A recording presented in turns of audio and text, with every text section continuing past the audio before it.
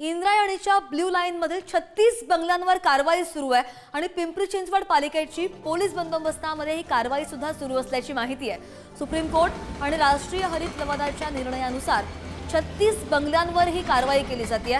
सकाळपासून परिसरामध्ये पोलिसांचा मोठा बंदोबस्त सुद्धा तैनात आहे।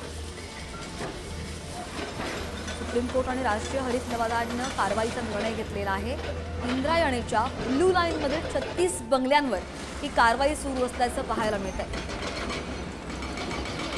अधिकची माहिती घेऊन आमचे प्रतिनिधी तुषार झरेकर आपल्या सोबत आहेत। तुषार, 36 बंगले, पिंपरी चिंचवड पालिकेची पोलीस बंदोबस्तात ही कारवाई सुरू आहे। कशा संदर्भात नेमकी ही कारवाई आहे? या अगोदर नोटीस दिली गेली होती का?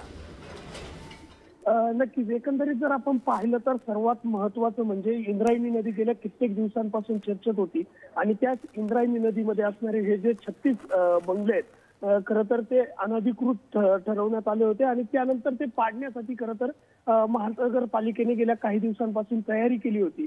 मात्र महानगरपालिकेच्या या कारवाईच्या विरोधामध्ये जे नागरिक आहेत ते खरं तर सुप्रीम कोर्टापर्यंत पोहोचले होते। हरित लवादाचा हा संपूर्ण जो निकाल होता त्याच बाजूने सुप्रीम कोर्टानेही निकाल दिला आणि अखेर 36 बंगल्यांवरती कारवाई होणार हे निष्पन्न झालं होतं। मात्र नागरिकांकडून राजकीय दबाव टाकण्याचा प्रयत्न केला जात होता। अनेक राजकारणी व्यक्तींना खरं तर यामध्ये सहभागी करून आमचे बंगले पाडू नये अशी खरं तर विनंती केली जात होती।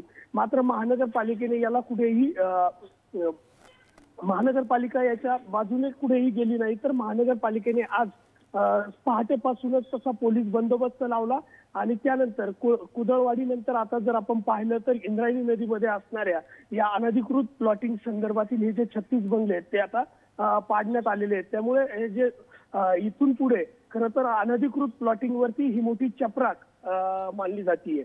अगदी नाही, बरोबर। सुप्रीम कोर्ट आणि राष्ट्रीय हरित लवादाच्या निर्णयानुसार ही कारवाई केली जाते। तुझा धन्यवाद दिलेल्या सगळ्या सविस्तर माहितीसाठी। Thank you.